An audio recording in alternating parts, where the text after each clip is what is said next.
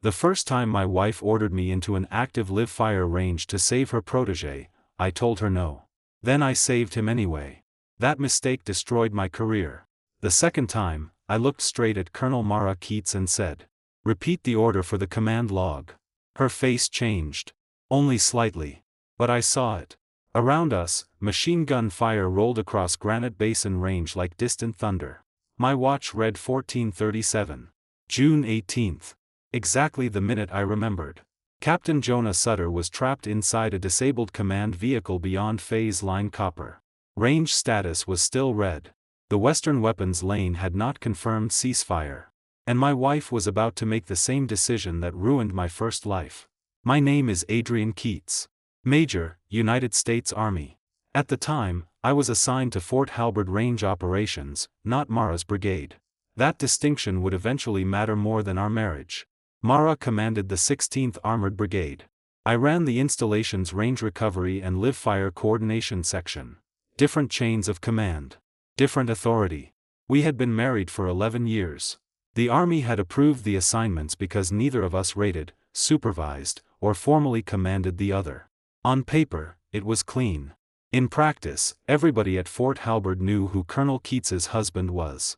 And everybody knew who Captain Jonah Sutter was to her. Not a lover. That part mattered. Jonah was 31, brilliant, ambitious, and one of the best young armor officers in the brigade.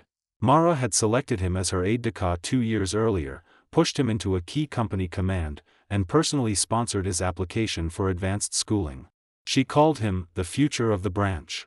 In my first life, I hated that phrase by the end. Not because I thought they were sleeping together.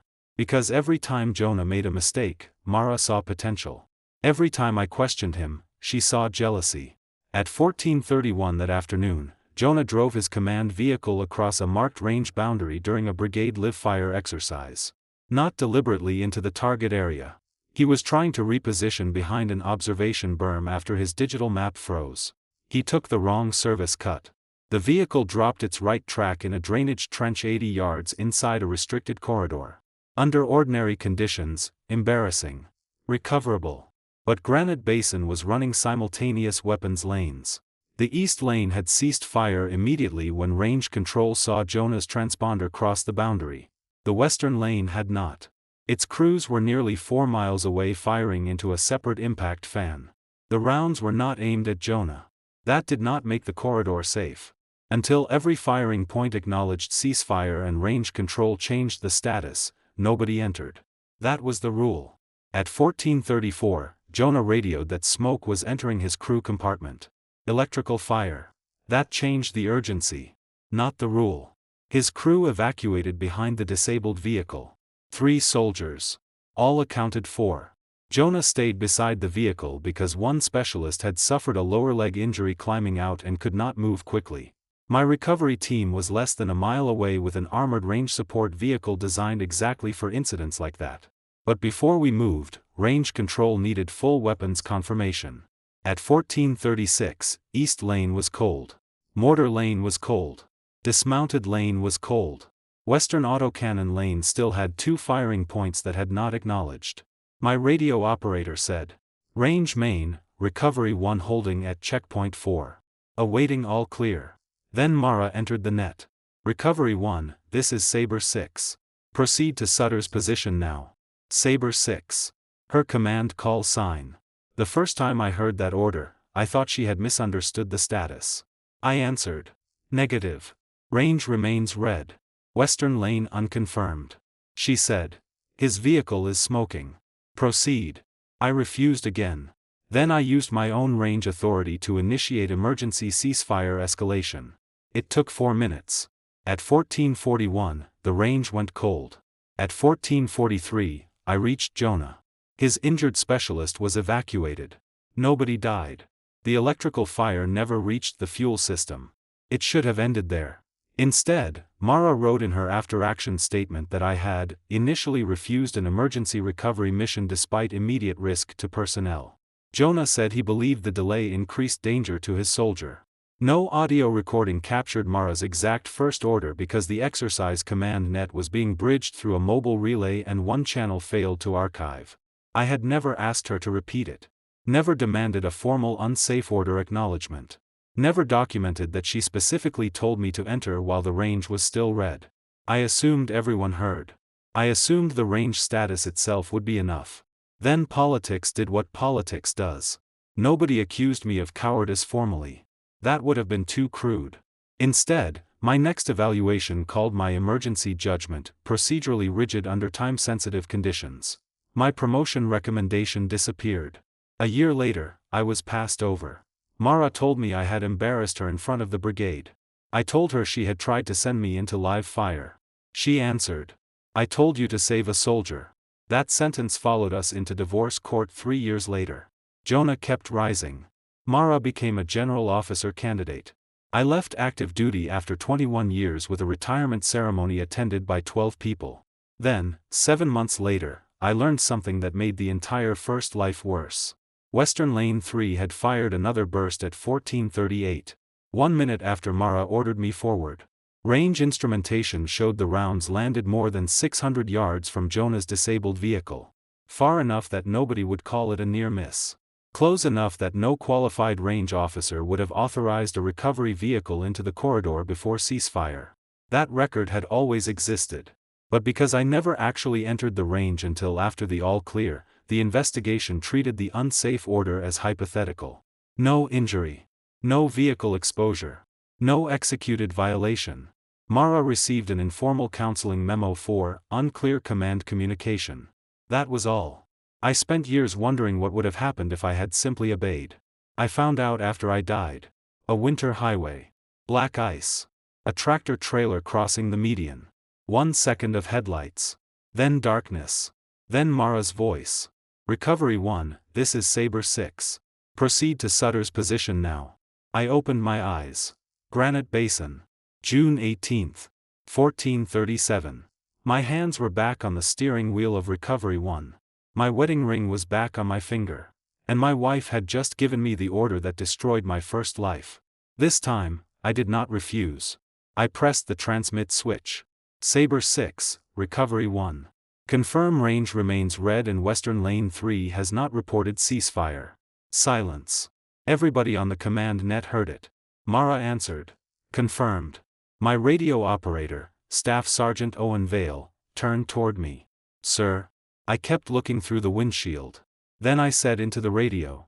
Confirm you are directing Recovery 1 to cross Checkpoint 4 and proceed to Captain Sutter before Range Main declares all firing points cold. Another pause. Longer. The first time, I had argued. This time, I was making her choose. Mara's voice hardened.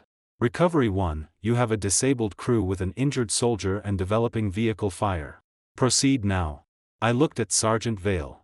He looked pale. Major, that sounded like a direct order. It was. Sir, Range Main hasn't released us. I know. He stared at me. In my first life, I fought the order because I thought stopping Mara from making a mistake was part of being her husband.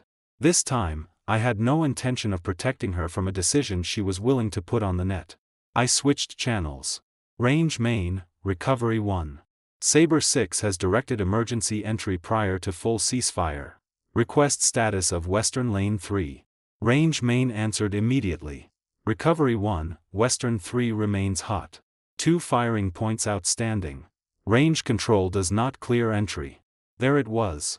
The second authority. The one that actually owned the range. Sergeant Vale whispered. Sir, we can't go. I knew.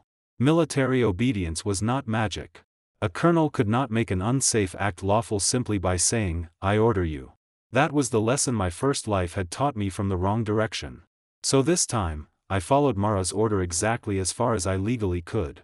I engaged the armored vehicle. Pulled forward. Then stopped at the painted red line marking Checkpoint 4. 12 inches before the restricted corridor. Sergeant Vale looked at me. Sir. I keyed the radio. Recovery 1 at Checkpoint 4. In compliance with Sabre 6 emergency movement order. Range control has denied entry beyond the live-fire boundary pending ceasefire.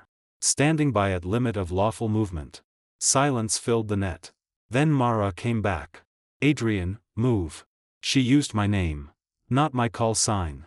Bad mistake. I answered formally. Colonel, Confirm you are personally directing me to cross a range control red boundary after range main denied entry. Nothing. 3 seconds. 5. Then Jonah's voice burst onto the channel. Sabre 6, we've got smoke increasing. Specialist Dyer can't move. Mara answered him immediately. Hold position. Recovery is coming. Then to me. Recovery 1, proceed. There. The third time. No ambiguity left. Sergeant Vale stared at the radio. Holy shit. I did not respond. Because something else was happening. At 14:38, exactly as I remembered, the range instrumentation alarm sounded inside our vehicle. Western Lane 3 had fired. A burst of 25mm training rounds crossed the far impact fan. We could not see the guns. We felt them. Dull impacts rolling through the basin. 600 yards away from Jonah. Closer to the service corridor than any recovery team should have been while moving. Range main erupted over the net. Cease fire, cease fire, cease fire. All stations hold. Then. Recovery 1, do not cross checkpoint 4. I answered. Recovery 1 holding. Sergeant Vale slowly turned toward me. If we'd gone when she first said. I know. At 14:39, every firing point finally acknowledged. At 14:40, range main changed status. Recovery 1, range cold. Cleared emergency entry. Now I moved. Not before. We reached Jonah at 14:42. 1 minute faster than my first life because I had positioned directly at the boundary instead of wasting time arguing on the radio. The disabled vehicle was smoking heavily from an electrical compartment.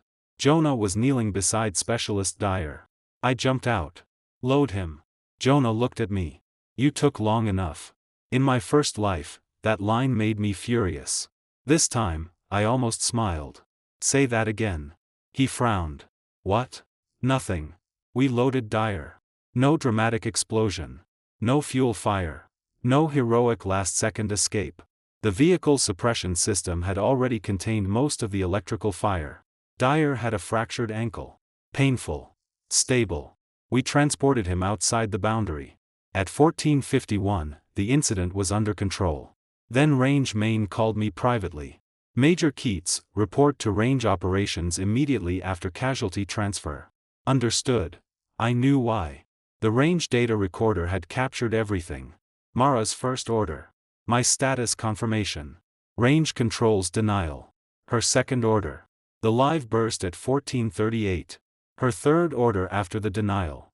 This time, the unsafe command was not hypothetical. Not rumor. Not something a colonel and her husband remembered differently after the fact. It existed in timestamps. At 15:07, I walked into the range operations building. Installation Safety Chief Colonel Douglas Harlan was waiting. So was the garrison deputy commander. Neither asked about my marriage. Harlan closed the door. Major Keats, did Colonel Keats direct you to enter a red range after range control denied clearance? Yes. Did you comply? I moved to the boundary as ordered. I did not cross because range control retained live fire authority. Did Colonel Keats repeat the order after being told entry was denied? Yes. Harlan looked toward the digital incident log. Then back at me. 3 times. Yes, sir. His expression hardened. Do not discuss this with your wife. That sentence had never been spoken in my first life. Because there had been nothing formal enough to protect. This time, there was. At 15:19, Mara called my personal phone. I looked at her name. Then declined. A message arrived. What the hell was that performance on the radio? I read it once. Did not answer. Another. You made me sound like I ordered you into active fire. I stared at the screen. In my first life, would have spent the next hour explaining. Arguing about intent. Telling her I knew she was scared for Jonah. Trying to separate the wife I loved from the colonel who made the decision. This time, I locked the phone. She had wanted me to follow the order. So I had. Right up to the exact line where her authority ended. And for the first time, I had not stepped in front of the consequence waiting on the other side. At 15:23, Colonel Douglas Harlan played the radio recording once. He did not need to play it twice. My voice came first.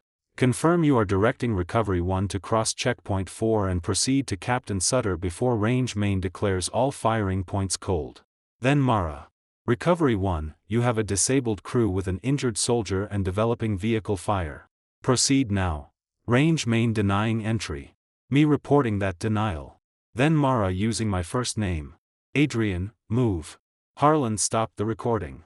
The garrison deputy commander sat beside him with both hands folded over a yellow legal pad. Nobody spoke for several seconds. Then Harlan asked, "Did you interpret 'move' as an instruction to cross the boundary?" "Yes, sir." "Why?" "Because I had already reported that I was at checkpoint 4 and range control had denied movement beyond it." "And what did you do?" "Held at the boundary." "Why?" "Range control owned entry into the live fire corridor." Correct answer. Also the answer I had given in my first life. The difference was that this time, my wife's order existed beside it. Harlan opened the range event log. At 14 hours 38 minutes and 11 seconds, Western Lane 3 fired its final burst. At 14 hours 38 minutes and 19 seconds, automatic instrumentation registered impact. At 14 hours 38 minutes and 22 seconds, range main issued emergency ceasefire. At 14 hours 39 minutes and 37 seconds, the final firing point acknowledged. At 14 hours 40 minutes and 4 seconds, range control changed the corridor to cold. At 14 hours 40 minutes and 9 seconds, I crossed checkpoint 4. 5 seconds after legal clearance. Not before. The deputy commander asked, "If you had crossed when Colonel Keats first ordered you to proceed, how close would you have been to the final burst?" Harlan answered before I could. "Depends on speed and route. We are not going to invent a near miss." Good. That mattered. The rounds had not nearly killed me. Nobody needed to exaggerate. Harlan continued.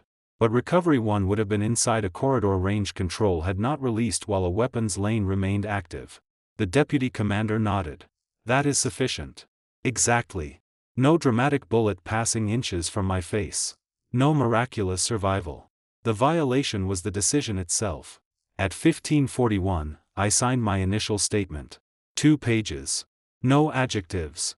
No mention that Mara was my wife until the conflict section required it. No claim she wanted me hurt. She wanted Jonah recovered quickly. That was obvious. Intent was not the question. Authority was. When I finished, Harlan took the statement. "You're released from this room." "Am I released from duty?" "No. Your recovery section stays operational under range main." "And Colonel Keats?" He looked at me. "You were told not to discuss the incident with her." "Yes, sir. That includes asking what happens to her." "Understood." I left.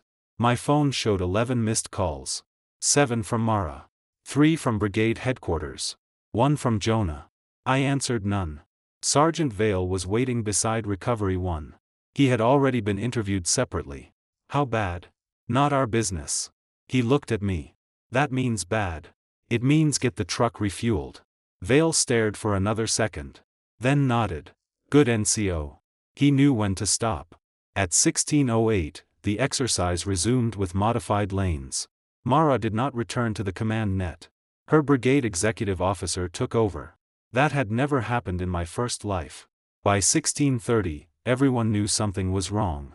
Nobody knew exactly what. Rumors moved through an army installation faster than official orders ever could. Some said Mara had been relieved. She had not. Some said I had refused her order again. I had not. One lieutenant claimed a recovery vehicle had almost been hit. False. I corrected that immediately when it reached my section. No one was almost hit. Stop repeating it. Vale looked amused. "You're protecting her." "No." "Then?" "I'm protecting the facts." Those were finally enough. At 17:12, Jonah called again. This time I answered. "What?" His voice was sharper than usual. "What did you tell Harlan?" "The truth. You made it sound like Colonel Keats ordered you through an active gun line." "I didn't make anything sound like anything. The range was basically cold." I almost laughed. Basically? Western Lane was finishing. It fired after her order. Into a different impact fan. Yes. Now she's getting dragged into a safety investigation because you wanted to prove a point on the radio. There it was. The first life trying to rebuild itself. Different words. Same structure. Mara acts. I document. I become the problem. I asked, "Why were you beyond phase line copper?" Silence. That's not what we're talking about. It is now. My map froze. That explains navigation loss. I took the service cut, which had 2 restricted route markers. Another silence. Jonah said, visibility was bad. It was dusty. Not blind. Did you miss them? I thought the second marker belonged to the adjacent lane. That was possible. Bad judgment. Not necessarily misconduct. I said, then put that in your statement. I already did. Good. Adrian. Major Keats. He stopped. We had known each other socially for years. Barbecues. Army birthday dinners. Christmas at our house once when he had nowhere else to go. That familiarity ended somewhere around the moment my career did in the first life. Major, he said, Mara was trying to get my soldier out. Specialist Dyer was behind armored cover with you. He had a broken ankle and an electrical fire 20 feet away. And the suppression system had activated. We didn't know whether it would hold. That's why range control escalated ceasefire. You could have been there 2 minutes earlier. Yes. His voice dropped. And Dyer could have been worse. There it was. The hypothetical that buried me before. Could have. Maybe. What if? I answered calmly. And Western Lane 3 did fire after the order. He stopped. That has nothing to do with us. It has everything to do with why the boundary existed. Then I ended the call. At 18:05, Fort Halbert issued the first formal action. Not a press release. An internal command message. The brigade live-fire exercise would continue under the deputy brigade commander. Colonel Mara Keats was temporarily removed from live-fire command authority pending preliminary review of a range safety incident. Not removed from brigade command. Not suspended from the army. Not stripped of rank. One authority. The exact authority she had misused. That was stage 1. In my first life, she received nothing until weeks later. Then only informal counseling. This time, before dinner, she could no longer issue live-fire commands. My phone rang again. Mara. I looked at her name. Then answered. You finally picked up. I was working. They took me off the exercise. I heard. Because of you. No. Don't do that. Do what? Hide behind procedure. The phrase almost made me smile. 6 years of my first life had been built around people telling me procedure was cowardice whenever procedure stopped them from getting what they wanted. I said, Harlan heard the recording. You forced that recording. No. I asked you to repeat the order. Exactly. You could have changed it. Silence. That was the part she did not want. I had not trapped her. I had given her 3 exits. Confirm the range status. Withdraw the order. Wait for range control. She chose none of them. Mara said, Jonah had an injured soldier. Yes. You heard the smoke report. Yes. And you decided the important thing was making me say words for a log. No. What was important? Knowing whether you understood what you were ordering. I did. Her answer came too quickly. I went still. Then there's nothing to argue about. Silence. Longer this time. She realized what she had admitted. Then her voice softened. I knew Western had not confirmed. I closed my eyes. There it was. First life Mara had spent years insisting she thought the lane was effectively cold. This version had just told me she knew it was not. Why? What? Why issue the order? Because Jonah reported a casualty and a vehicle fire. That doesn't answer it. I believe delay created greater risk. You are not range control. I commanded the brigade conducting the exercise. You did not own the range. I know that. Did you? Her breathing sharpened. Don't talk to me like I'm a lieutenant. Then don't give a lieutenant's answer. She went silent. That was harsher than I intended. But not false. She said, I made a risk decision. No. Range control had already made one. Missions do not stop because one system says wait. Live-fire movement does. This is exactly why people think you're rigid. For 1 second, the first life hit me so hard I could almost smell the rain from the night I died. My evaluation. Procedurally rigid. Her words had become my official record. I asked, who thinks that? She stopped. What? You said people think I'm rigid. Who? I didn't mean. Who? Jonah has said you over-prioritize range procedure. Of course. There it was. Her protégé's judgment inside our marriage. Again. Before today? Yes. When? A few times. And you agreed. Sometimes. I looked out over the range complex. That changed something. Not the safety incident. Us. You never told me. Because I didn't want every professional disagreement turning into another fight about Jonah. You brought his opinion of me into your decision-making but didn't bring it to me. That is not what happened. Then what happened? I thought you were cautious. Cautious enough to save his crew. You're twisting this. No. I'm finally not untwisting it for you. She stopped speaking. Then asked quietly, what does that mean? It meant I remembered our divorce. Her general officer selection. My retirement. Jonah's rise. A concrete median. It meant I had already spent one life trying to keep our marriage alive by explaining away every moment she trusted his judgment over mine. I could not tell her that. So I said. It means the investigation can decide whether your order was proper. I'm not going to argue it with you at home. We are married. Yes. That matters. It should have mattered at 1437.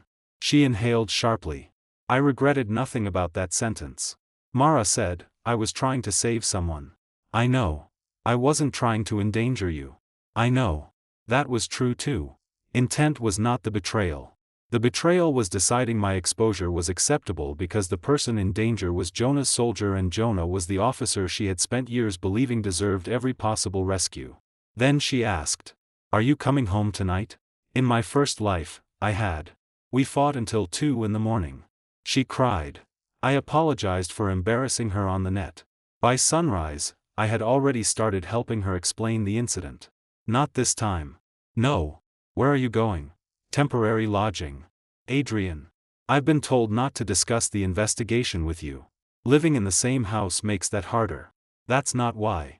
No. It wasn't. But it was enough. I said, good night, Colonel. She went silent. Then. Don't call me that. Why? I'm your wife. I looked at the wedding ring on my hand. In the first life, that distinction had protected her more often than it protected me. I ended the call without answering. At 1936, I checked into temporary officer lodging on the other side of Fort Halbert. At 2010, Colonel Harlan emailed me a preservation notice. Do not delete messages. Do not alter personal notes. Retain all communications regarding the incident. I created a folder.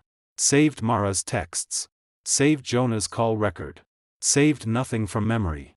The first life belonged only to me. This one would stand on evidence. At 21:04, another message arrived from Harlan.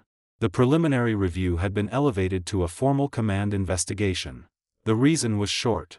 Recorded evidence indicates a brigade commander knowingly directed movement toward a restricted live-fire area after being informed range control had denied entry.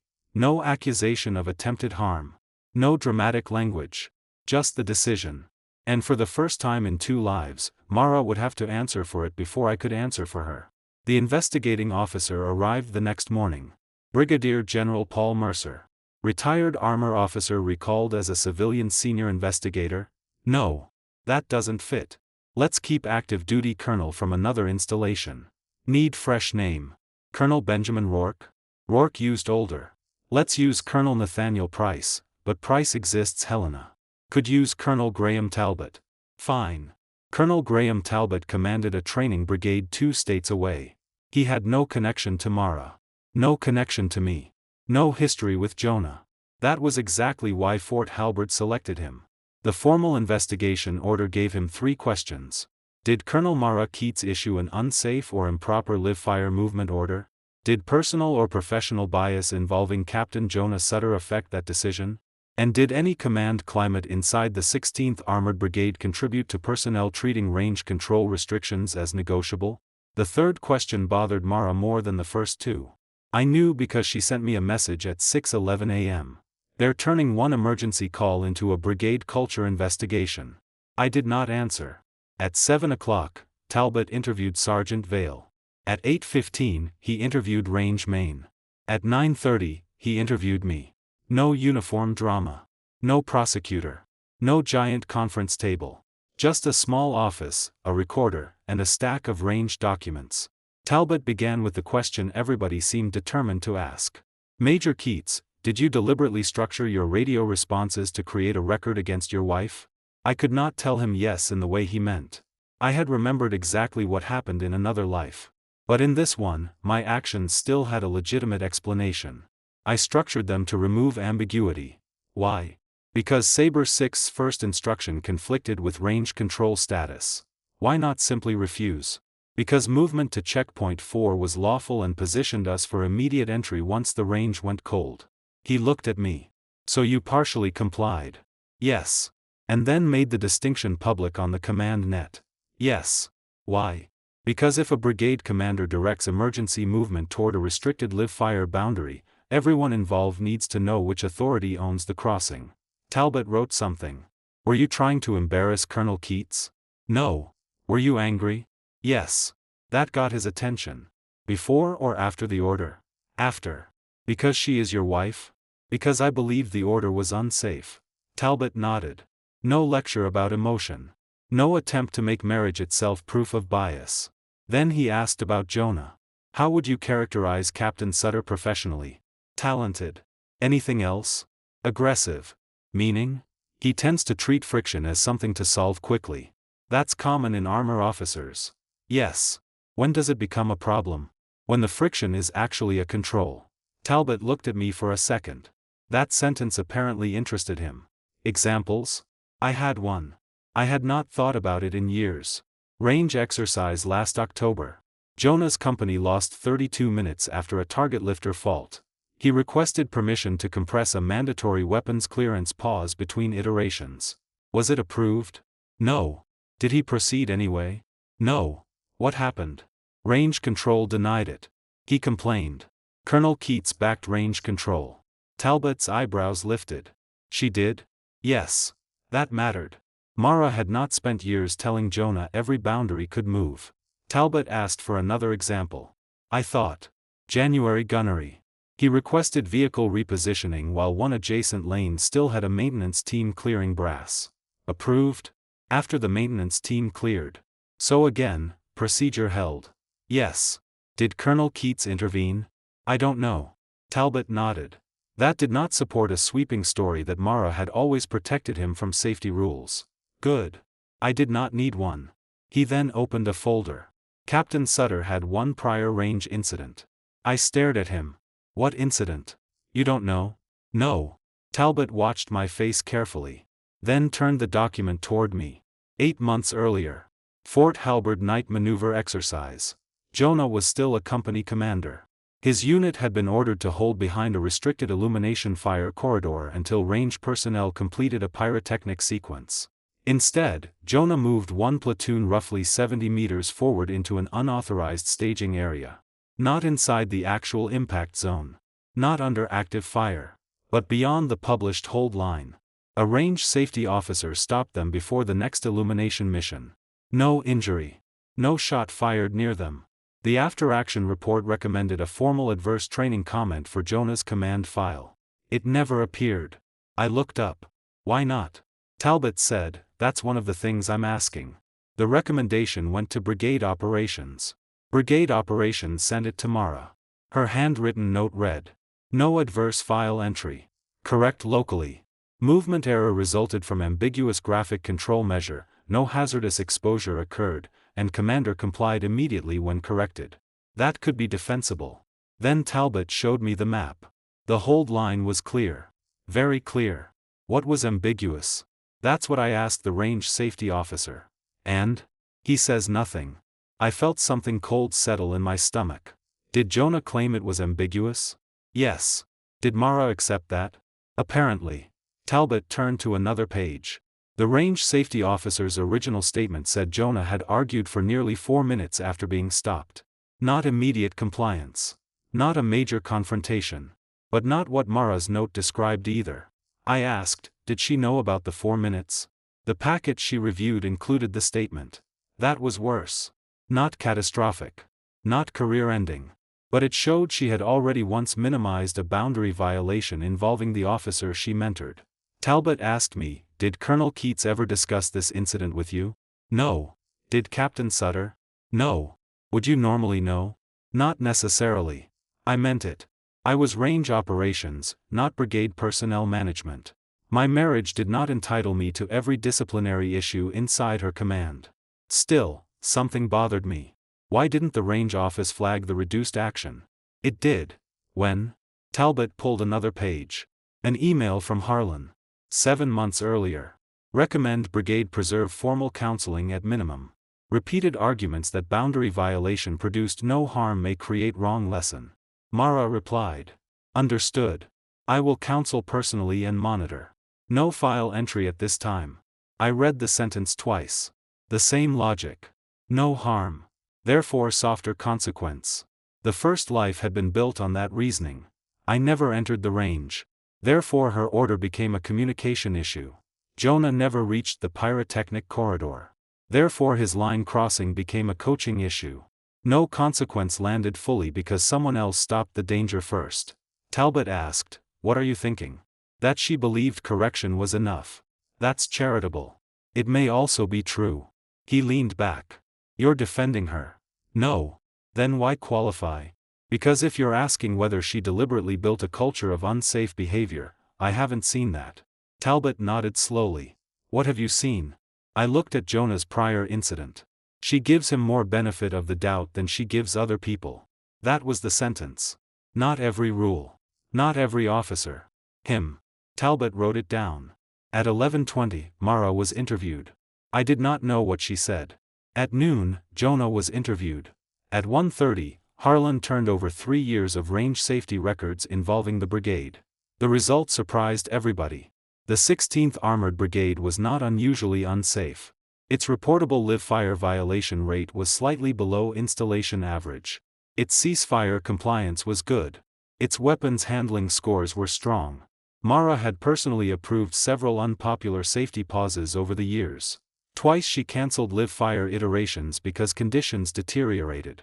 Once she removed a battalion commander from an exercise after he tried to rush a crew certification process. That mattered. The incident was not evidence that she secretly ignored range rules whenever mission pressure appeared. Something narrower had happened. At 2:15, Talbot called me back. Captain Sutter's January evaluation. What about it? You were mentioned. That made no sense. I don't rate him. No. Colonel Keats wrote the evaluation. He slid over a draft support form. Not the final evaluation. A working note Mara kept. Under leadership development. Sutter must learn difference between aggressive initiative and institutional caution masquerading as risk management.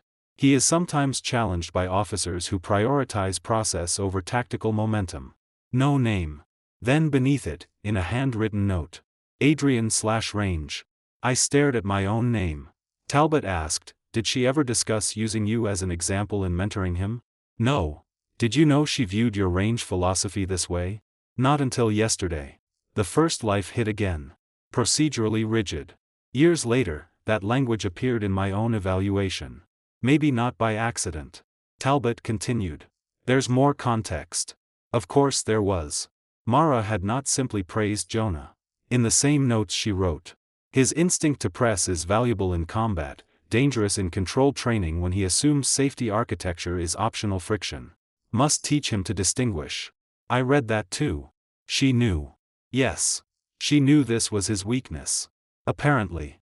Then why soften the prior incident? That is what I asked her. I looked up. What did she say?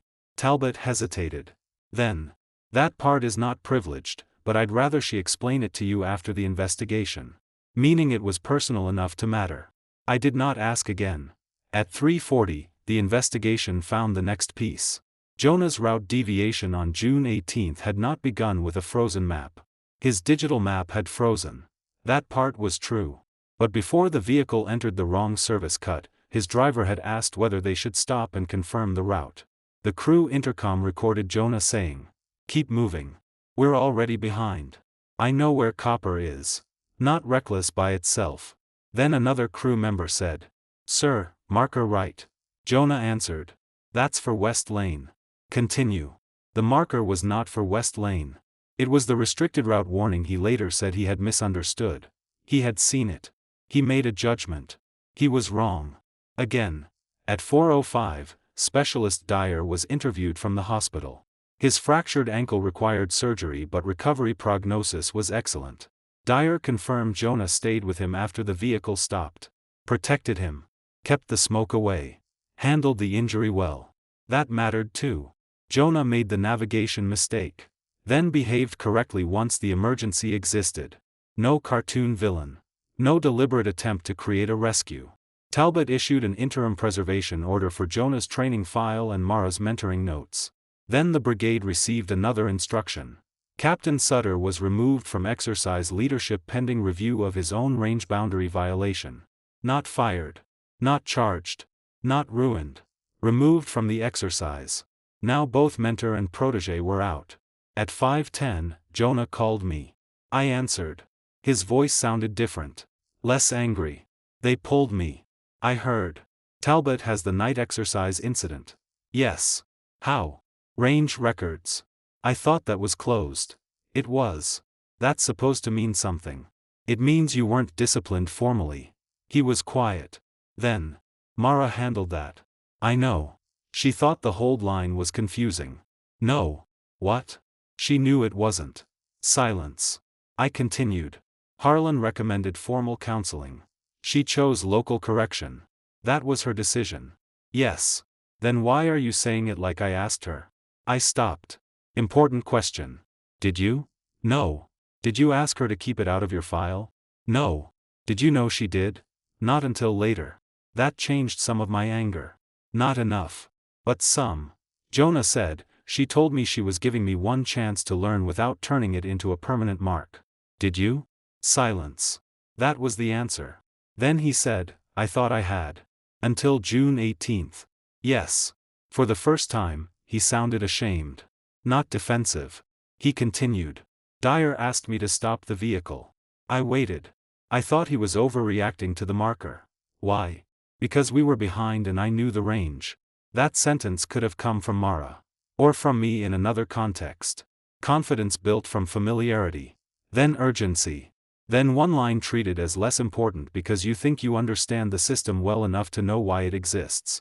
Jonah said, I put us there. Yes. Mara didn't. No. She still shouldn't have ordered you in. No. Another silence. Then. I told Talbot that. That surprised me. You did? Yes. Why? Because it's true. Simple. I did not thank him. He did not deserve gratitude for stating what happened. But I respected the fact that he had stopped defending the order simply because Mara issued it for him. Before hanging up, Jonah said. I think she believed she was fixing the mistake from last time. What mistake? He stopped. Then. You really don't know. Know what? He exhaled. Ask her after Talbot finishes. Then he ended the call. That was the second time someone had implied the same thing. Mara's decision on June 18th had not started with Jonah trapped inside Granite Basin. Something older had taught her that waiting for a safety system could become its own kind of failure. I did not know what yet. But by the end of the day, the investigation had already established something more important. Jonah's history explained why Mara should have been more cautious with his judgment, not less. She knew his weakness. She had already protected him once from the full consequence of crossing a boundary. And when he crossed another one, she responded by trying to move the boundary for him again. This time, the range recorder had been listening. Colonel Talbot called me back the next morning at 7:40. He did not start with Mara. He started with Fort Red Mesa. Were you stationed there 12 years ago? No. Colonel Keats was. I know. I knew the assignment. I did not know the incident. Talbot slid a thin investigation file across the desk. The cover read. Training accident, Range 14, August 11th. Mara had been a captain then. Company executive officer. 28 years old. Still 5 years away from meeting me. What happened? Vehicle rollover during a night live fire. I opened the file. An infantry fighting vehicle missed a turning point in dust, rolled into a drainage depression, and caught fire. The crew got out except for one soldier. Sergeant First Class Aaron Bell.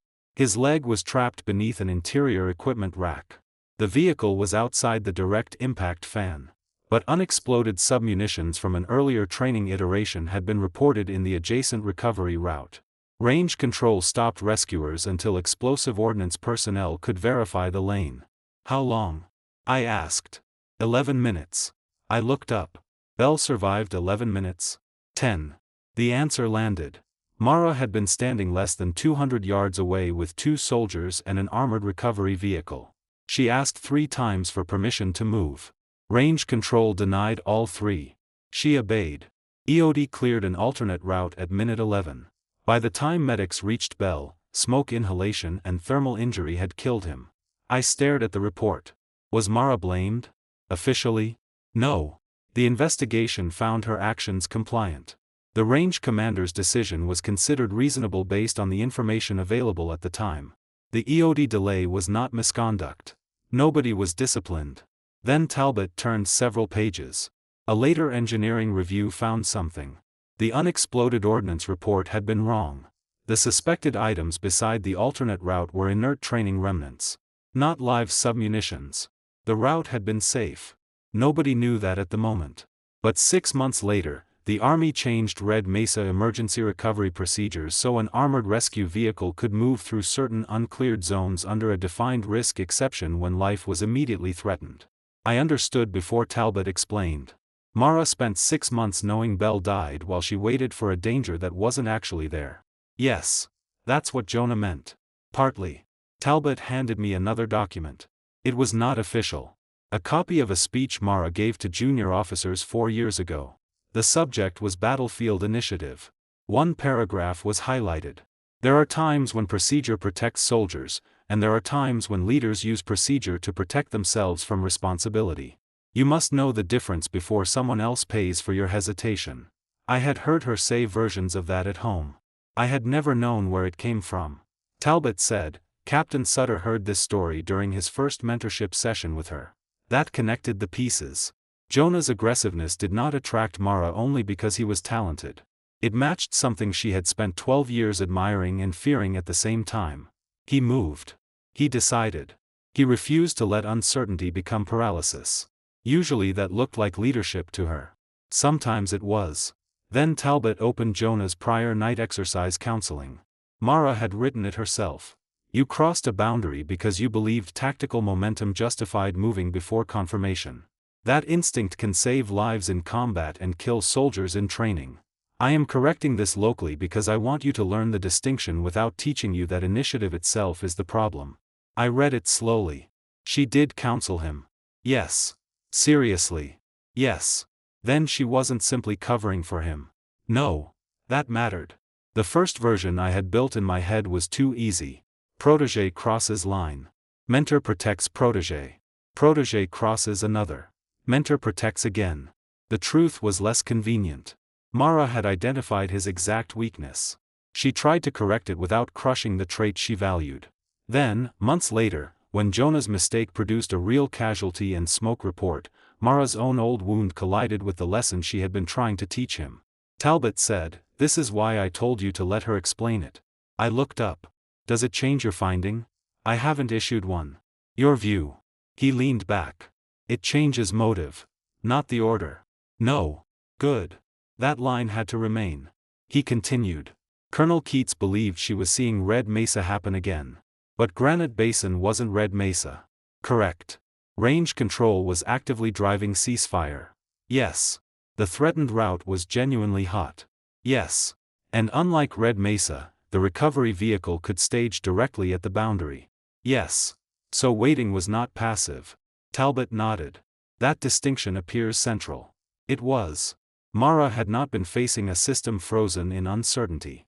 She had been facing a system working exactly as designed. 3 lanes were already cold. The 4th was being shut down. Recovery 1 was already moving. The emergency process took just over 3 minutes. She treated those 3 minutes like the 11 minutes that killed Bell. That was not irrational. It was still wrong. At 9:15, Talbot allowed Mara and me a monitored conversation. Not because the investigation required it.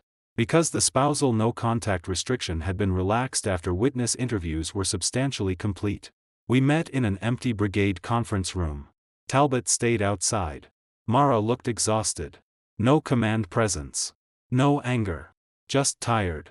"You read Red Mesa?" "Yes. I should have told you." "Why didn't you?" She looked at her hands. "Because everyone who knows that story starts using it to explain me. Maybe it explains something. I didn't want it explaining everything. Fair.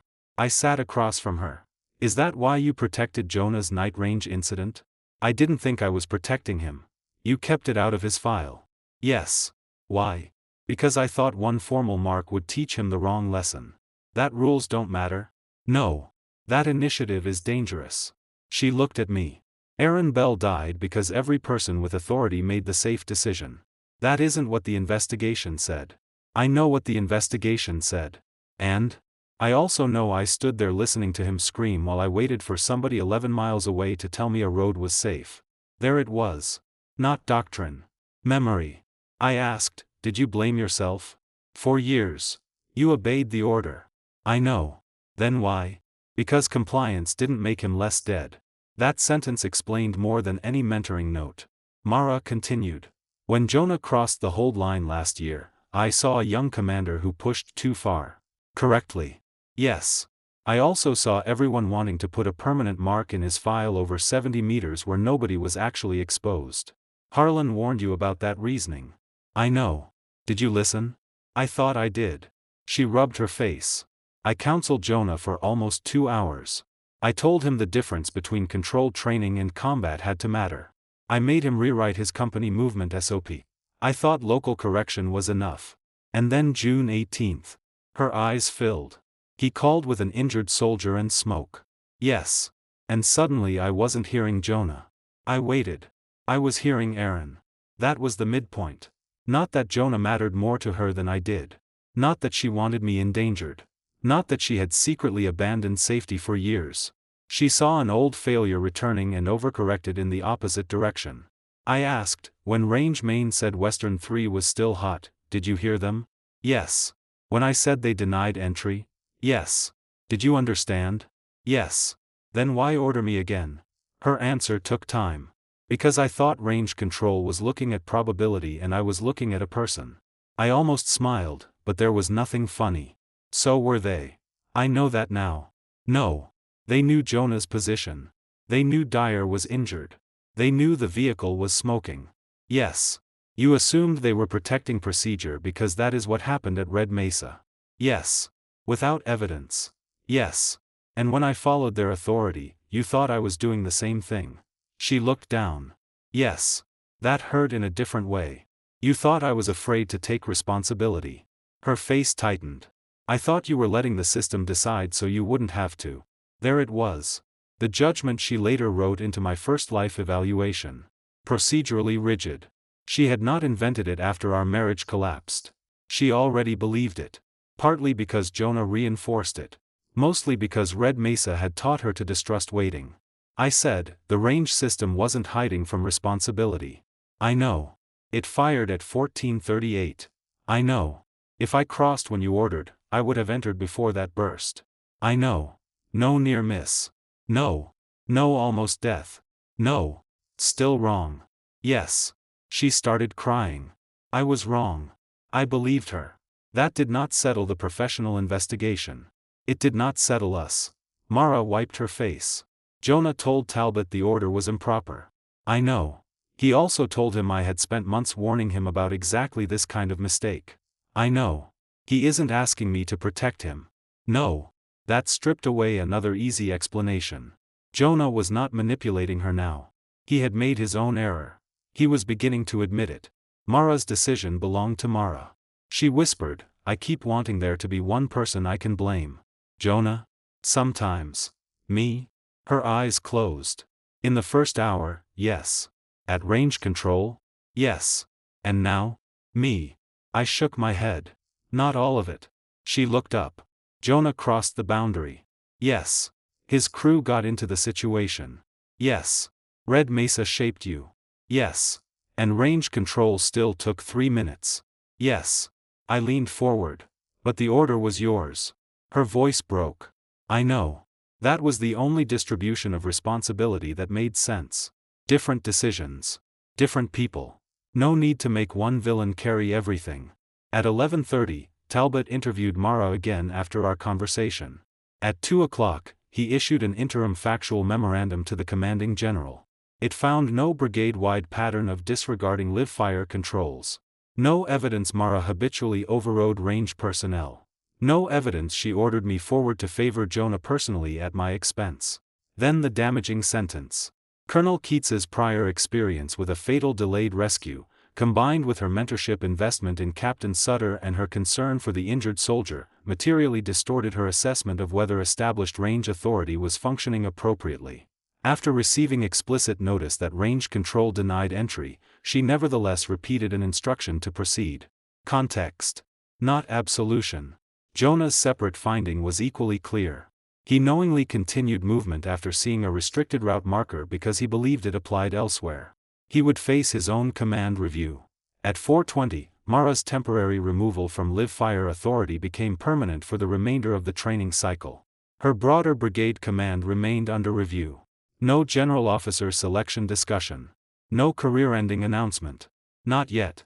At 5:05, she sent me one message.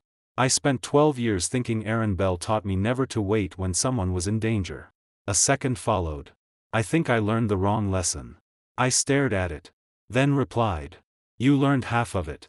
She asked. What's the other half? I looked toward Granite Basin. The same range. The same red boundary. This time, nobody had crossed it too early. Know whose job it is to decide when waiting becomes more dangerous than moving. She did not answer for several minutes. Then, I should have trusted yours. Not mine. Range controls. That distinction still mattered. I wrote. You should have trusted the system until you had evidence it was failing. Her final message came a minute later. I know. In my first life, I spent years trying to prove she had been wrong. This time, halfway through the investigation, she finally understood why. The harder question was whether understanding arrived soon enough to save anything other than the next decision. Colonel Talbot finished his investigation 6 days later. The report was 84 pages. The conclusion took 4 sentences. Mara had issued an improper order. She had repeated that order after range control explicitly denied entry. Her prior experience at Red Mesa and her concern for Jonah's crew explained why she believed immediate action was necessary. Neither fact gave her authority to override the installation's live fire control system. That was it. No accusation that she wanted me hurt. No allegation of an affair. No theory that Jonah manipulated her into sacrificing her husband. Facts were cleaner than revenge.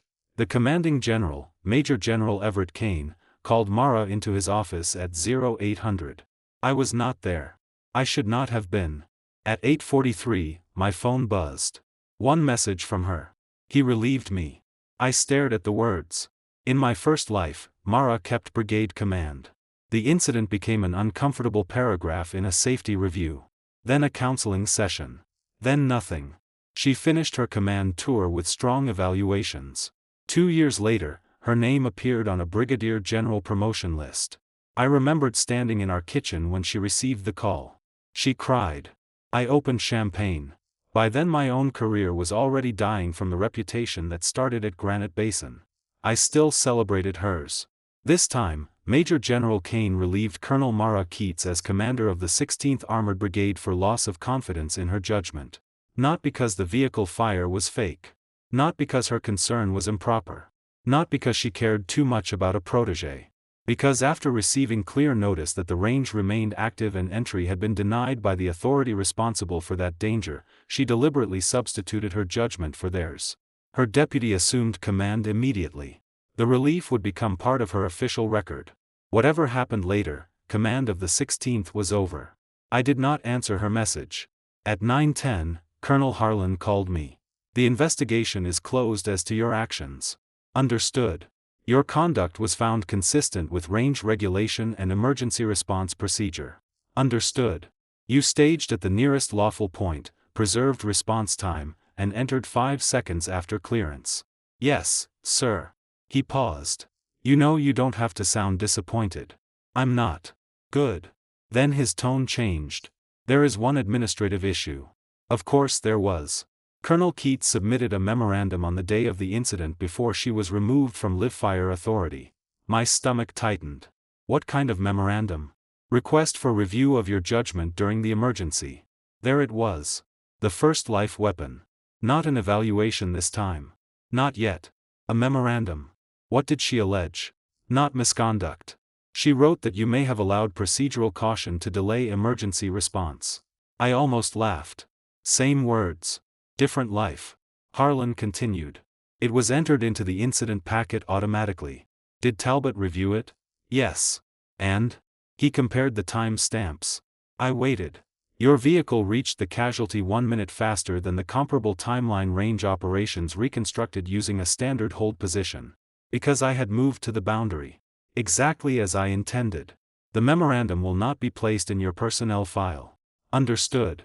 Talbot also noted that Colonel Keats submitted it approximately 40 minutes after the incident, before she had reviewed the final Western 3 firing data. That mattered. She blamed my caution before she knew whether the corridor had actually remained hot. Exactly like the first life. I asked, did she withdraw it? No. The answer hurt more than the relief message. Because Red Mesa explained her order. It did not explain that memorandum. After the incident, with Jonah safe and Dyer evacuated, she still chose to put my judgment under suspicion. Again. Thank you, sir. Major. Yes? You did your job. Simple words. I had waited years to hear them the first time. Now that they came, they felt strangely small. Maybe because vindication never returned time. It only stopped more from being taken. At 10:20, Jonah received his disposition.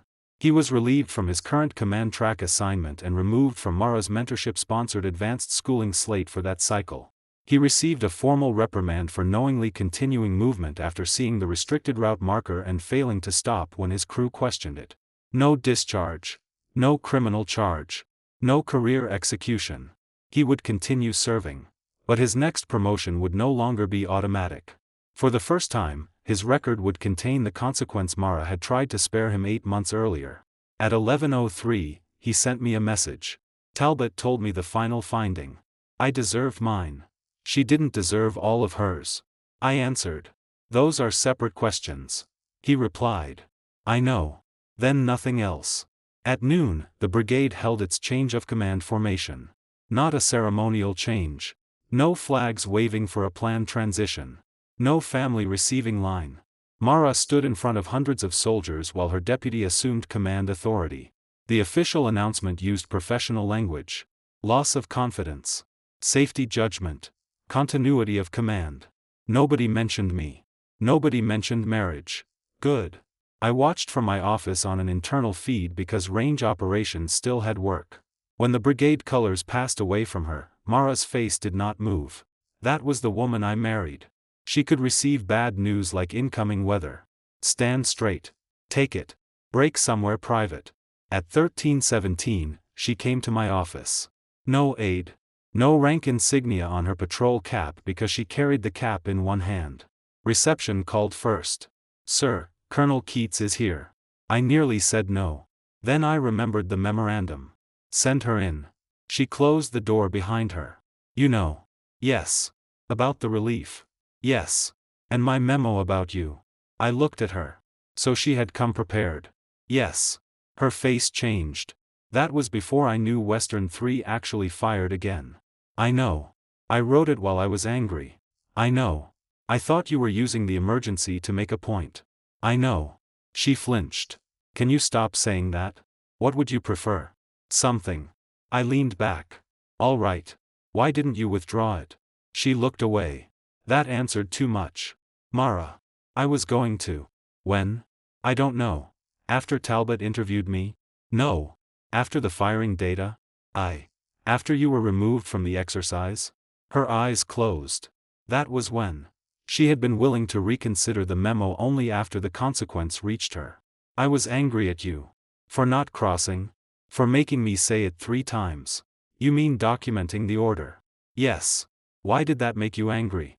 Because it felt like you were building a case instead of helping me. There it was. Us again.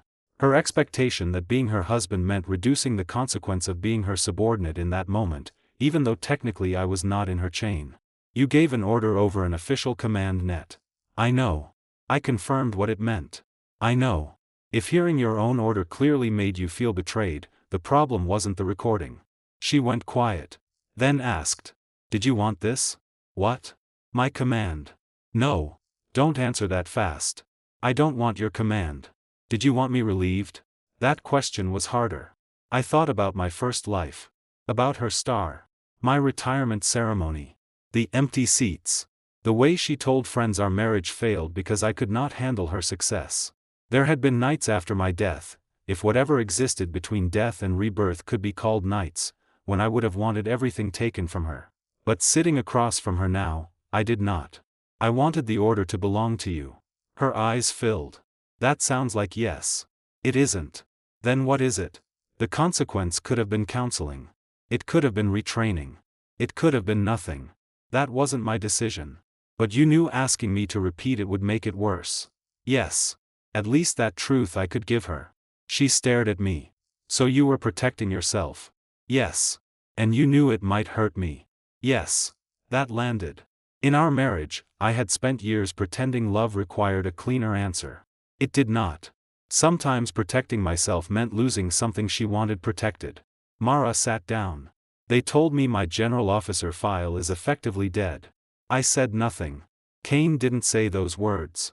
No. But we both know. Probably. A relief for loss of confidence from brigade command would be extraordinarily difficult to overcome.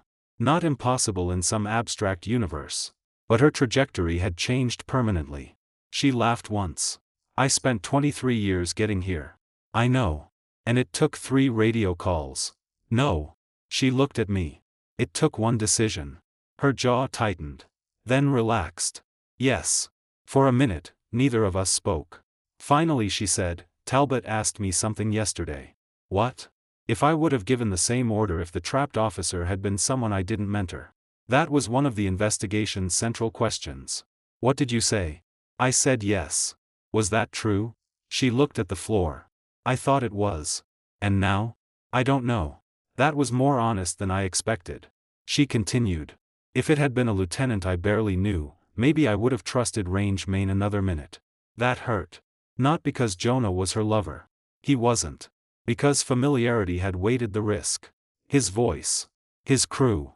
His emergency. All made immediate action feel more necessary. She whispered, I don't think I valued your life less. I don't think you did either. Her eyes lifted. That surprised her. Then what do you think? You valued his emergency more than the system protecting everyone else. Including me. Including Vale. Including the crews still firing. Including the range personnel who would have carried the investigation if we crossed early. Mara nodded slowly. Then she said, I'm sorry. I believe that too. This second life was becoming full of apologies I once thought I wanted. They did not feel bad. They just did not repair as much as I imagined. She touched her wedding ring. What happens to us? I looked at mine. In the first life, we dragged our marriage through 3 more years. Every argument became Granite Basin. Every professional disappointment became evidence. Every mention of Jonah became a fight. By the time we divorced, neither of us remembered what we were trying to save. This time, I already knew where that road went. I'm moving out of temporary lodging. Hope crossed her face. Then I finished. I found an apartment off post. Her hand stopped. Adrian. I'm not coming home. Because I was relieved? No. Because of Jonah? No. Then why? Because when the emergency ended, you wrote a memorandum questioning my judgment before you even knew the facts. She looked like I had struck her. That memo isn't going anywhere. That's not the point. I was angry. I know. I can apologize. You did. Then what else do you want? There it was. The assumption that apology created an obligation to resume. Nothing. She stared at me. That's worse. Maybe. But it was true. I did not want her punished more. I did not want Jonah ruined. I did not want the army to give me anything. I wanted out of the old arrangement where every wound required me to stay until the person who caused it felt better. Mara stood slowly. At the door, she stopped. If you had just refused once and let range control handle it, none of this would have happened. The sentence hung between us. She did not mean it as blame. Not entirely. She meant there would have been no repeated recorded order. No executed movement toward the boundary. No unmistakable proof. In my first life, that was exactly what I had done. Refused. Waited.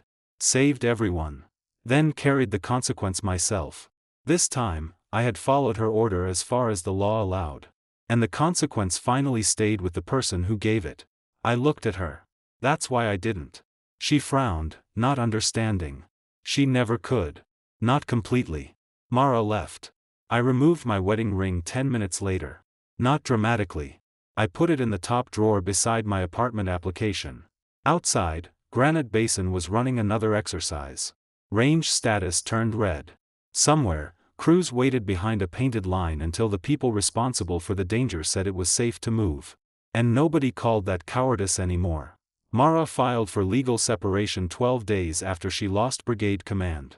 Not divorce. Separation. That distinction was hers.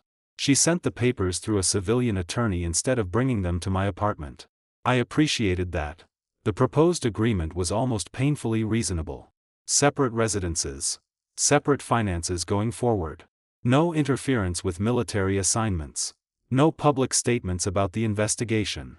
A 6-month cooling period before either of us filed for divorce unless we mutually agreed sooner. I read it at my kitchen counter. Then signed. In my first life, our separation took 3 years of fighting. This time, it took 22 minutes. That difference did not mean I loved her less. It meant I had already learned what the fighting bought us. Nothing. The Army moved Mara to a temporary special assistant position at Corps headquarters while her adverse action review continued. She kept her rank. Kept her pay. Kept wearing the uniform. But command was gone. Every morning she walked into a building where nobody called her Saber 6. For someone who had built her entire adult identity around command, that was not a small punishment. Jonah stayed at Fort Halberd. His company command was already ending on schedule, but the reprimand killed his immediate advanced school slot and removed him from a competitive broadening assignment Mara had arranged. He was transferred to brigade plans under the new commander. No special access. No mentorship fast lane. He called me once during those first 2 weeks. I got my next evaluation draft. And? Average. I smiled. You sound offended. I am. Is it inaccurate? No. That stopped him. Then he laughed. That's the worst part. His previous evaluations had been glowing. Top 5%. Future battalion commander. Unlimited potential. Now his new senior rater wrote that he remained talented but needed to demonstrate sustained judgment under pressure before receiving assignments of greater independent responsibility. That was not career death. It was a speed limit. For Jonah, that might have been harder. He said, I used to think Mara was the only senior officer who really saw what I could do. She probably did see it. Then why does everything she did for me look bad now? Because some of it was good mentorship. And the rest? She tried to remove the cost of learning. He went quiet. Then. She called me yesterday. I did not ask why. He told me anyway. She apologized. For what? Making me her reason. I frowned. What does that mean? She said every time she defended me, she told herself she was protecting initiative. By Granite Basin, she wasn't sure whether she was protecting the principal or protecting the officer she'd invested in. That sounded like Mara. Painfully so. What did you say? That I didn't ask her to. True. She said that wasn't the point. Also true. Jonah sighed. I used to think having someone like her believe in me was the best thing that ever happened to my career. And now? I think maybe I started borrowing her certainty. That was the smartest thing I had ever heard him say. Then give it back. He laughed. Easy for you. No. I looked at the scar across my left hand. A reminder from a vehicle recovery accident years earlier. Not easy. He understood enough not to ask. 3 days later, Colonel Harlan called me into range operations. He had a personnel folder on his desk. Mine. That immediately made me suspicious. What happened? Nothing bad. People only say that before paperwork. He almost smiled. Then slid one page toward me. My lieutenant colonel promotion board had convened the previous month. I had forgotten about it. Not literally. But Granite Basin had swallowed everything around it. In my first life, the board happened after Mara's memorandum and the early narrative that I had delayed emergency recovery. My file was not formally flagged. Nothing that clean. Instead, my senior rater language cooled. Strong officer. Reliable. Technically competent. All the phrases that meant. Do not promote first. I was selected one board later, after the damage had already changed my trajectory. This time, the board had my clean record. My existing evaluations.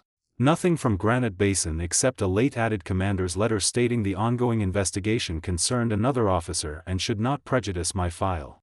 Harlan tapped the page. You made it. For a second, I did not understand. Then I saw the line. Selected, Lieutenant Colonel. I stared at it. No music. No surge of triumph. Just my own name beside something I had once lost. Congratulations, Harlan said. Thank you, sir. You don't look happy. I am. Could have fooled me. I picked up the page. In the first life, I had told myself rank did not matter. Then spent years pretending I was not angry that one distorted incident had changed who the army thought I was. This time, Mara did not have to fail for me to succeed. I simply had not been made smaller to protect her. That was enough. Harlan leaned back. There's another issue. Of course. Mara? Yes. Her adverse action review had reached its final administrative stage. Major General Kane intended to issue a General Officer Memorandum of Reprimand for overriding live-fire authority. The reprimand would be filed permanently. Combined with relief from Brigade Command, it would almost certainly end any future General Officer consideration. Mara could submit matters in rebuttal. Standard process. Then Harlan said. She wants a statement from you. I looked up. For what? Mitigation. There it was. Not to deny the order. Not to attack Talbot. To explain that she acted from genuine concern for a casualty and that I did not believe she intended to endanger me. Both were true. Who asked you to tell me? Her attorney contacted your attorney. Your attorney contacted legal. Legal asked whether I had an objection to you submitting something voluntarily. Do you? No. What happens if I refuse? Nothing to you. And to her? Kane makes his decision without it. I took the promotion page home with me. That evening, Mara called. The separation agreement did not prohibit contact. We had simply stopped using it. Did Harlan tell you? Yes. Are you going to write it? I haven't decided. Okay. No pressure. That surprised me. I asked, what do you want me to say? The truth. Which part? She was quiet. That I wasn't trying to send you into danger. You were trying to send me into an uncleared corridor. I know. Those are both true. Yes. Anything else? That Dyer was injured. That the fire report was real. That Red Mesa affected how I saw the situation. Talbot already wrote all of that. I know. Then what do you need from me? Her voice became very quiet. Kane asked whether my judgment can still be trusted in positions of high responsibility. There it was. Not the factual incident anymore. Her future. And you think I can answer that? No. Then? I think you're the person whose risk I discounted. That sentence hit differently. She continued. If you say you believe it was one bad decision and not who I am, maybe it matters. Maybe. It probably would. Commanders considered mitigation. Context. Prior service. Acceptance of responsibility. A statement from the officer she had endangered could carry weight. In my first life, would have written 5 pages. Praised her career. Explained Red Mesa. Said she was one of the finest officers I knew. Asked the Army not to judge 23 years by 3 minutes. Maybe that would have been true too. But I knew what came next. I would become responsible for how much consequence reached her. Again. I asked, if I don't write it, will you think I'm punishing you?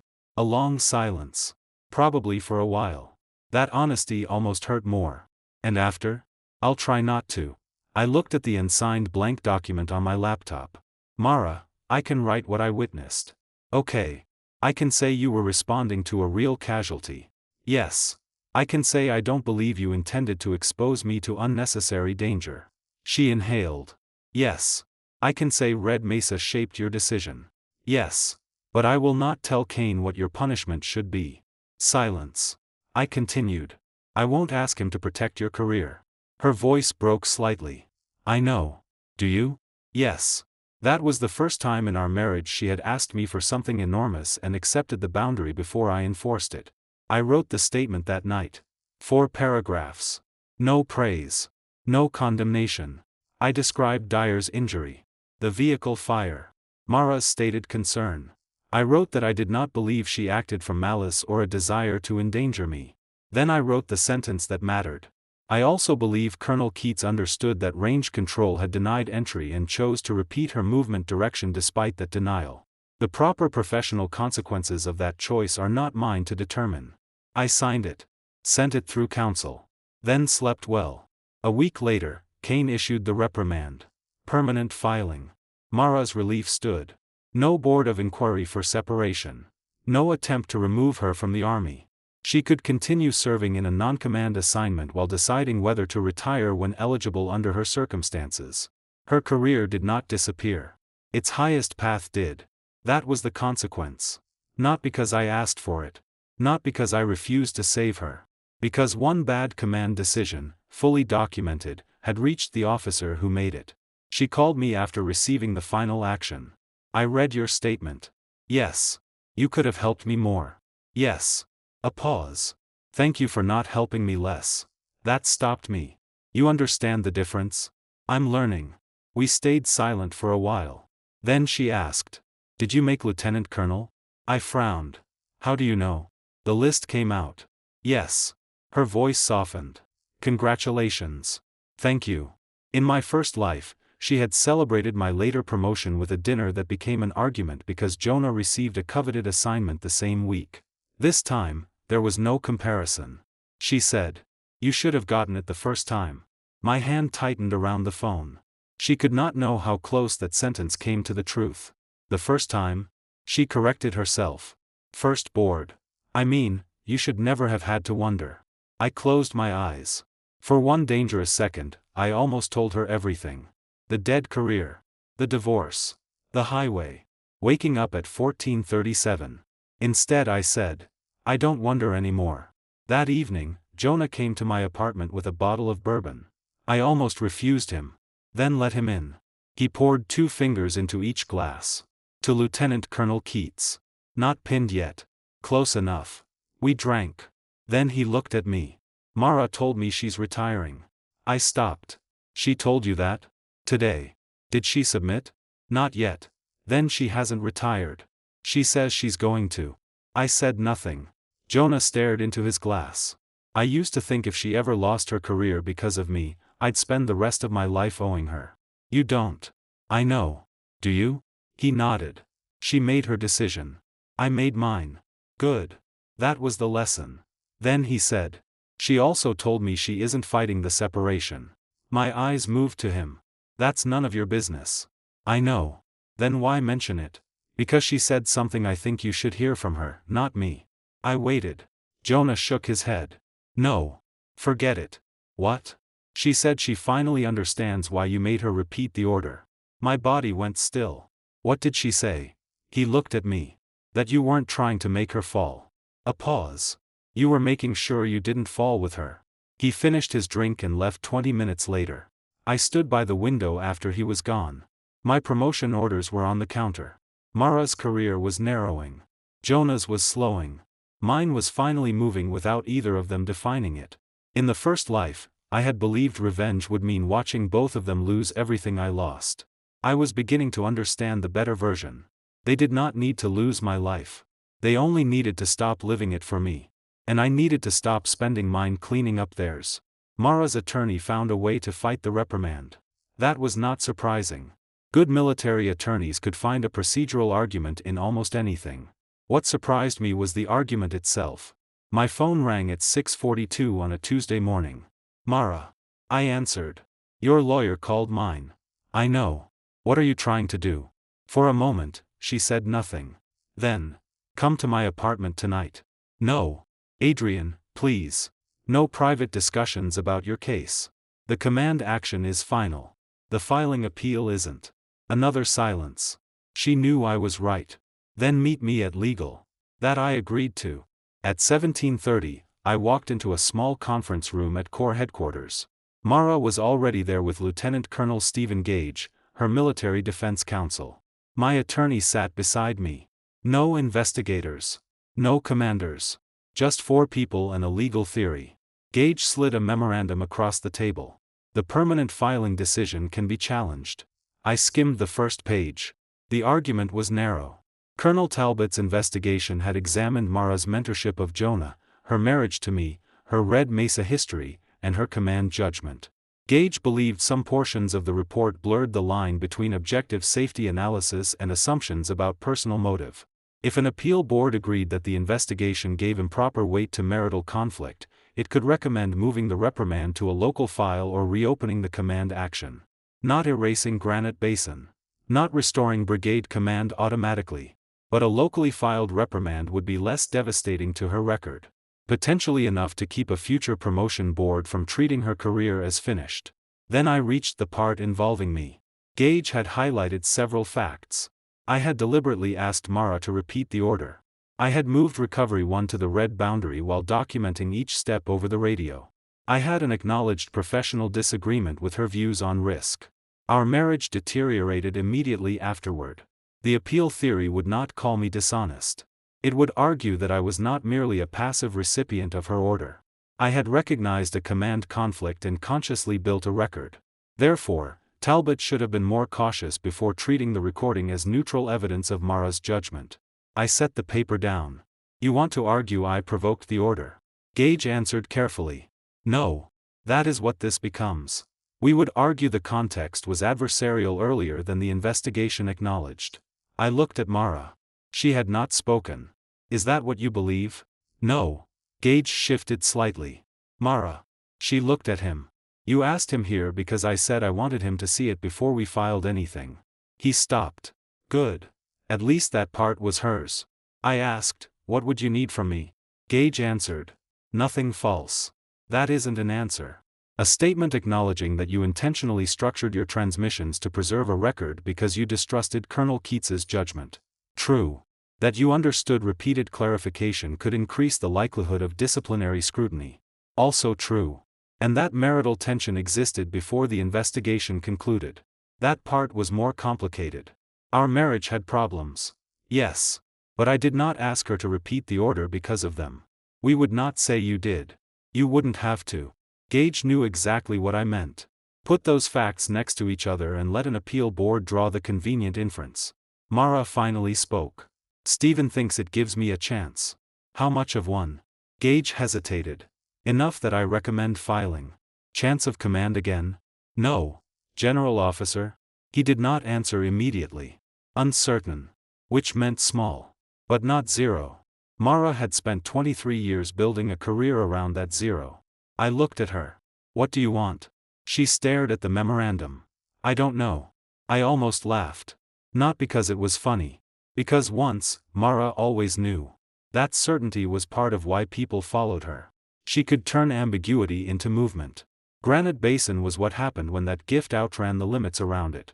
Gage said, you do not have to decide tonight. Mara shook her head.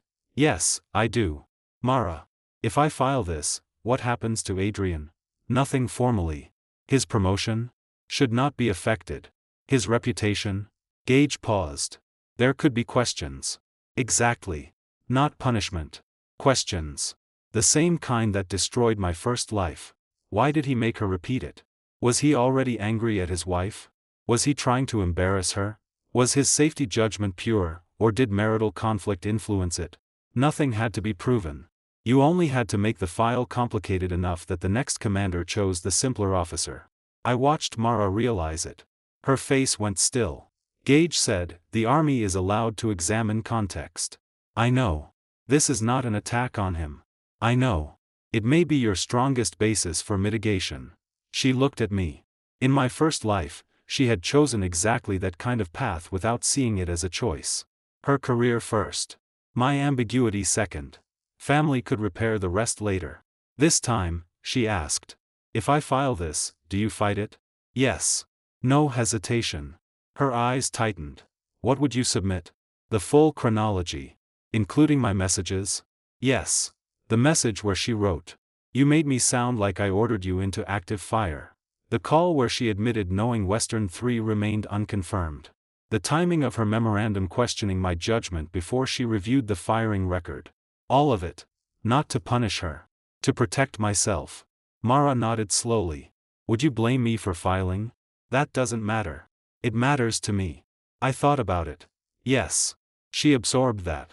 Then Gage said, Colonel, this is an administrative appeal. You are entitled to defend your record. I know. You are not obligated to make this easy for anyone. I know.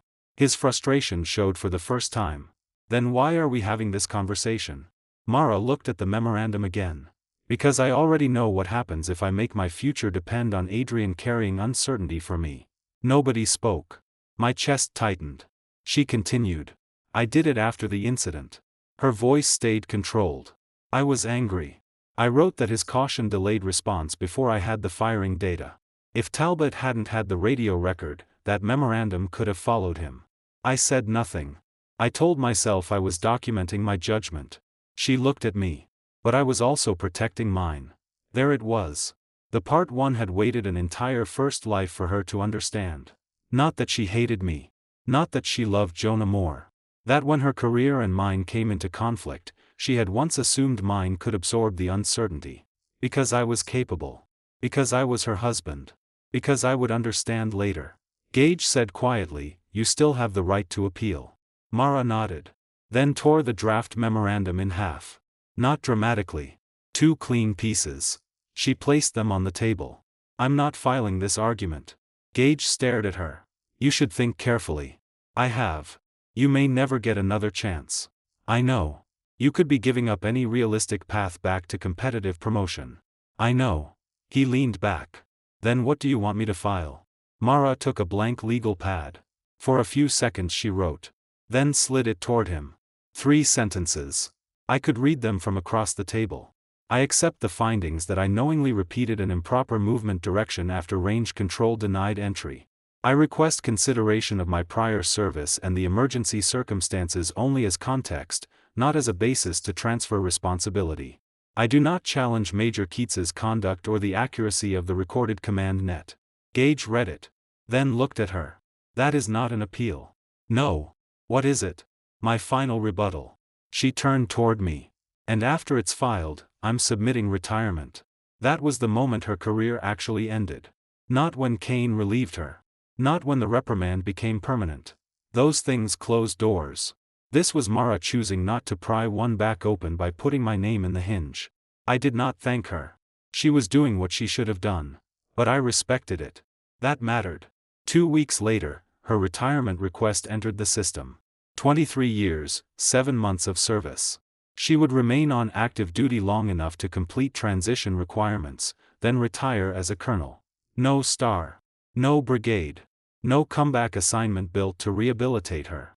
Colonel Mara Keats would leave the Army with 1 relief for loss of confidence and 1 permanent reprimand in a career that also contained combat tours, valor awards, command successes, and thousands of soldiers trained under her. One decision did not erase everything. It changed where everything ended. Jonah learned about the retirement through brigade channels. He came to see me that evening. She's doing it because of Granite Basin. Yes. Because of me. No. His jaw tightened. I crossed the boundary. Yes. If I stopped the vehicle when Dyer warned me, none of this happens. Probably. Then how is it not because of me? Because your mistake belongs to you. I looked at him. Her order belongs to her. He sat down. For months, that had been the hardest lesson for everyone involved. Responsibility did not become cleaner by concentrating it into one guilty person. Jonah crossed the route marker. Mara overrode range control. I protected myself. Separate decisions. Separate consequences. He said, I asked her if she wanted me to write something supporting her. What did she say? No. That sounded right. She told me if I spend the rest of my career trying to repay her, then she taught me one last bad lesson. I smiled despite myself. What are you going to do? My battalion commander offered me a staff position in Korea next year. Good job. Hard job. Better. No, Mara. Definitely better. He nodded. I'm taking it. That was probably the best thing he could do. Not flee the army. Not spend his life proving Mara had been right about him. Go somewhere nobody cared whose protégé he had been. Earn the next evaluation. The following month, I pinned Lieutenant Colonel. Colonel Harlan put the new rank on one shoulder. Staff Sergeant Vale pinned the other. No ballroom. No giant guest list. Just my range team, a few officers, and coffee bad enough to qualify as a training hazard. Mara did not attend. She sent one message that morning. You earned this before Granite Basin. I'm sorry I ever made you think otherwise. I read it. Then put my phone away. Later that afternoon, orders arrived. I had been selected to command the 11th Training Support Battalion at Fort Calder. Not range operations forever. Not a consolation job. Command. A new installation. A new chain. A place where nobody would introduce me as Colonel Keats's husband. I stood in Harlan's office holding the orders. You taking it? He asked. Yes, sir. That was quick. I've had enough time. He smiled. Good. That night, I met Mara one final time before the separation became a divorce filing. Civilian restaurant. Off post. No uniforms. She looked different without hers. Not weaker. Just like a person whose rank could no longer enter the room 5 seconds before she did. I heard about Fort Calder. Yes. Battalion command. Yes. I'm happy for you. Thank you. She looked down at her hands. My retirement ceremony is in August. I know. You don't have to come. I wasn't planning to. She nodded. No tears. That was progress too. Then she slid an envelope across the table. Divorce papers. Signed. No fight over retirement accounts beyond what council had already negotiated. No house battle. No public blame. No attempt to rewrite Granite Basin into the reason our entire marriage had failed. I signed where my attorney had marked. Mara watched. When I finished, she asked, "Did following my order change everything?" The question went through me. She meant this life. She could never know there had been another. Yes. Do you regret it? I thought about 1437. The red boundary. Her voice. My hand on the radio. In my first life, I saved her from the full weight of the order by refusing it before it became undeniable. Then spent years proving I had not been the problem. This time, I obeyed as far as I lawfully could. And stopped exactly where her authority ended. No. Mara nodded. Neither do I. That surprised me. She gave a sad smile. If you had protected me from it again, I think I would have learned nothing. Again. The word almost stopped my heart. But she meant the earlier Jonah incident. The first boundary. The consequence she softened. I let it pass. She stood. At the door, she looked back. I'm sorry it took losing command to understand what I was asking you to carry. I believed her. Then she left. I sat alone with the signed divorce papers between my hands. In one life, Mara kept her command path and I lost mine. In this one, I had not taken anything from her. I simply refused to trade my future for hers. The army decided the rest. And when she finally had one last chance to save herself by making my judgment questionable again, she chose not to. That did not restore our marriage. It did something more useful. It let both of us leave it carrying only what belonged to us. Mara retired on a Friday in August. I did not attend. That decision surprised fewer people than I expected. By then, Fort Halbert had already moved on. New brigade commander. New training cycle. New officers rotating through Granite Basin. The army was good at that. An event could alter 3 careers and 2 marriages, then disappear into a binder while the next unit requested ammunition. I was at Fort Calder preparing to take command of the 11th Training Support Battalion when Mara's ceremony began. At 10:14, my phone vibrated. Jonah. She just finished speaking. I did not answer immediately. A second message followed. She mentioned Aaron Bell. That made me stop. Mara had never spoken publicly about Red Mesa by name. At least not while I knew her. Later, Jonah sent me the official video link. I watched that evening. No dramatic confession. No attack on the army. No complaint about the reprimand. Mara stood at a podium in civilian sunlight with 23 years of ribbons on her chest and said, "Some of the most dangerous mistakes in leadership begin with a lesson that was once correct." Then she told them about waiting at Red Mesa. Not every detail. Enough. A soldier trapped. A route denied. An 11-minute delay. A death that haunted her. She said that experience taught her to fear hesitation. Then Granite Basin taught her something else. Fear of hesitation could become contempt for restraint. Good leaders had to know when urgency was courage and when it was simply impatience wearing better language. She never said my name. She did not need to. At the end, she said, "I once believed accountability meant being willing to make the hard decision. I understand now that it also means allowing the consequence of that decision to remain with you." I closed the video. That was enough. A week later, I took battalion command. The 11th supported multiple ranges, training areas, recovery teams, and simulation sites across Fort Calder. 600 soldiers and civilians. Not glamorous. Not the kind of command Jonah once dreamed about. Exactly the kind of command I wanted. My first policy review lasted 3 hours. Nobody mentioned Mara. Nobody mentioned Granite Basin until I did. I used the incident anonymously. No names. No marriage. No drama. Just a training problem. A senior leader directs emergency movement toward an uncleared live-fire corridor. Range control denies entry. A casualty exists. The vehicle fire appears to be worsening. What do you do? One captain said, refuse. A safety officer said, stage at the boundary. A senior NCO said, escalate ceasefire and prepare movement while authority clears. All correct pieces. Then I asked, what if the senior leader outranks you? Silence. That was the part people hated. Not because the regulation was unclear. Because rank made certainty feel expensive. I told them, authority has boundaries. Your responsibility is to know where they are before someone asks you to cross one. Then I added the part my first life never taught me soon enough. And if somebody gives an improper order, do not protect them by making the event ambiguous. Nobody in the room knew why that sentence mattered so much. Good. They did not need to. The army eventually closed every administrative action connected to Granite Basin. Jonah completed his reprimand period and transferred to Korea. His first evaluation there was strong. Not spectacular.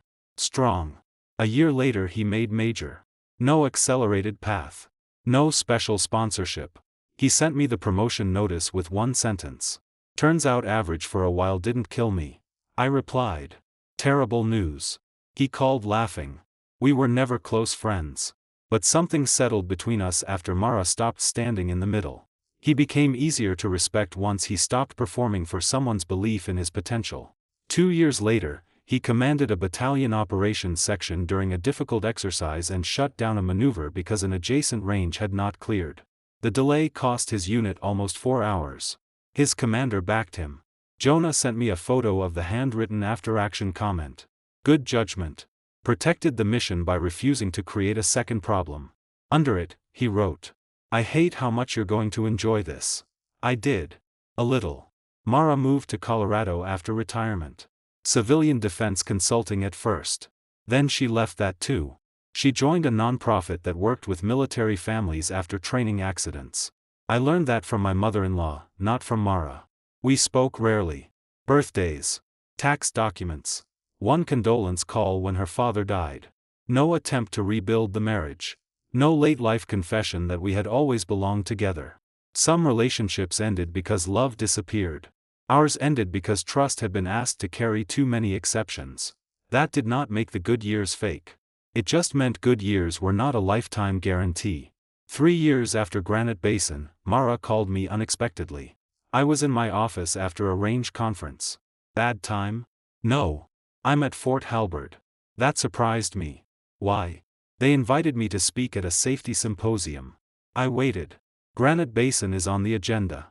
Of course it was. The army loved turning pain into slides. She continued. I walked past checkpoint 4 today. For a second, I could see it. Red paint. Dust. The line I had stopped 12 inches before. What was that like? Smaller than I remembered. That happens. She was quiet. Then, I checked the archive. My hand stopped over a briefing folder. What archive? The range incident recordings. That got my attention. You listened again? Yes. All these years later. What did you hear? Myself. I said nothing. She continued. I used to hear urgency. A pause. Now I hear how many chances you gave me to stop. That was true. Confirm status. Repeat order. Confirm after range control denial. 3 exits. She had taken none. I didn't understand that at the time, she said. No. I thought you were challenging me. You were being challenged. By the facts. Yes. She laughed softly. I still don't like how good you are at saying that. Retirement didn't fix everything. Apparently not. Then she became serious. Did you know Western 3 would fire again? The question hit me so hard that for a second I forgot to breathe. She had never asked that before. What? You staged at the boundary. You made me confirm everything. Sometimes I wonder if you somehow knew exactly what was coming. There was no suspicion in her voice. Only curiosity. This was the closest anyone had ever come. I looked out my office window. Fort Calder in late afternoon. Soldiers crossing a motor pool. A different life. I knew it could. That was true enough. Mara was silent. Then. You've always been better with probability than I am. I almost smiled. Maybe.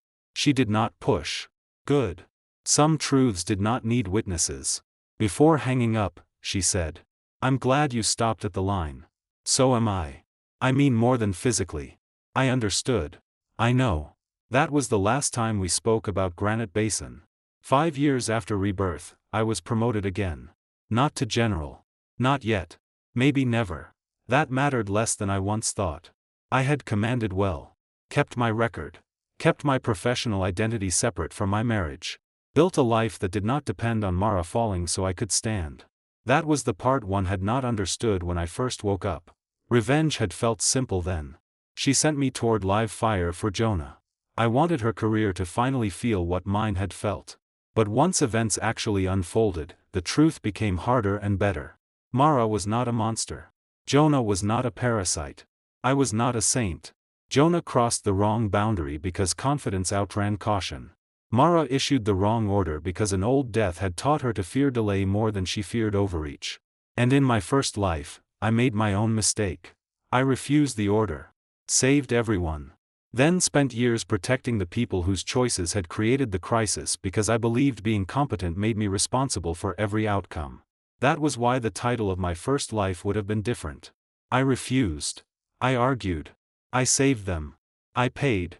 The second life changed because I did not try to stop Mara from making the decision she insisted on making. I made her put it on the record. Then I followed it to the exact edge of lawful authority. No farther. That 12-inch strip of ground became the difference between two lives. In one, the order remained arguable. In the other, it became hers. Years later, Fort Halberd repainted Checkpoint 4. The original red line disappeared under fresh pavement marking. I saw a photograph during a training conference. New paint. New signs. Different recovery vehicle waiting nearby. Nobody looking at it would know what happened there. That felt right. The point was never to build a monument to my worst day. The point was that the rule still existed after everyone involved moved on. One evening, after another long training day, I drove home through rain. For a few seconds, the sound against the windshield became the highway from my first life. Black ice. Headlights. Metal. Darkness. My hands tightened on the wheel. Then relaxed. I was alive. Not metaphorically. Actually alive. No ruined career behind me. No marriage I was dragging out because leaving felt like failure. No resentment waiting at home. I pulled into my driveway and sat there for a moment. 5 years earlier, I woke with one thought. This time, I would let Mara face what she had done. I had been wrong about one thing. The second life was not about letting her face it. It was about refusing to face it for her. There was a difference. A large one. She lost brigade command. Jonah lost his protected path. I lost my marriage. None of those things felt good. They simply belonged to the people whose choices created them. And once responsibility stopped moving sideways, something unexpected happened. Everyone became better. Jonah learned to stop. Mara learned that urgency did not create authority. I learned that love did not require me to become evidence against myself. That was the part worth coming back for.